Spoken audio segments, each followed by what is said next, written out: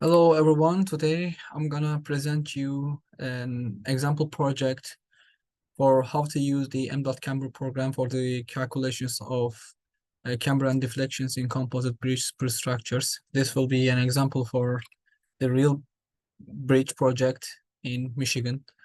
This is the MDOTCamber program. Let's give a couple seconds to center it down. Yep, sounds great. All right, so we will load the project data, which I already recorded. Desktop S11 full. Let's give a couple seconds to load the project data. A warning message will pop up in the window soon. Yep. You're waiting for this, yes. So girder properties are all provided here. So it is this girder type. Girder concrete properties are all provided here. These are the deck inputs related to the deck. Processing steel properties, general properties, and layout information, creep and shrinkage model, time and environmental properties, time matrix generation, number of sections to be investigated. Let's calculate the camber and deflections. This will take like approximately 20 seconds since it does not include the temperature gradient analysis.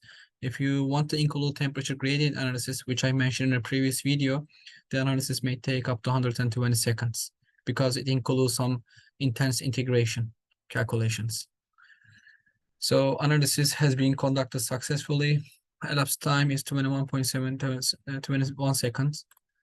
So this is the tabular input for the certain event at the certain events for the camber calculation. So all of them are here. You can download this data by clicking on this. This is the graphical format for the tabular data shown here, like day by day. So you can download this data too. You can request the camber data at specific dates. So you can save the project data just like I did here, and you can print these results. There's detailed analysis tab here. You can get the detailed analysis results for the camber and deflection computations.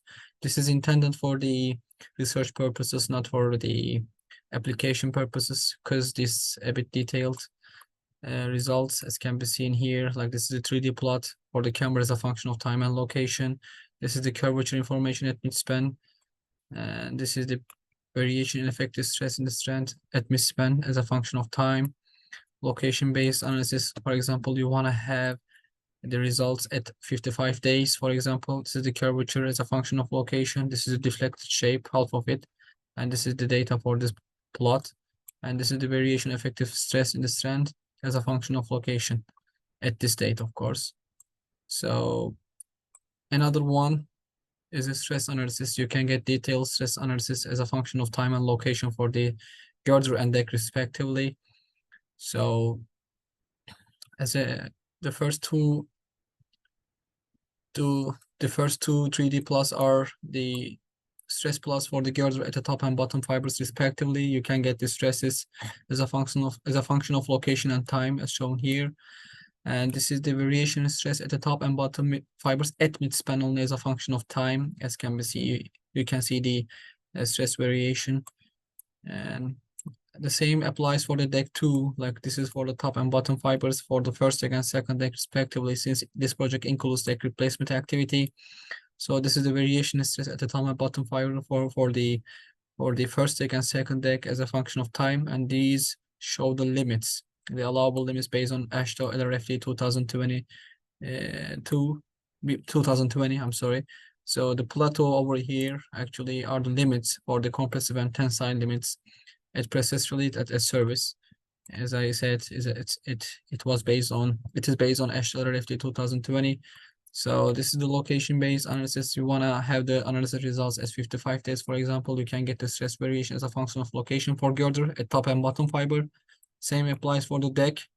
And this is the cross-sectional based stress analysis at midspan. So detailed information can be found in the other video, and I am going to provide I'm going to provide the related links for the program and other relevant information. Thanks for watching.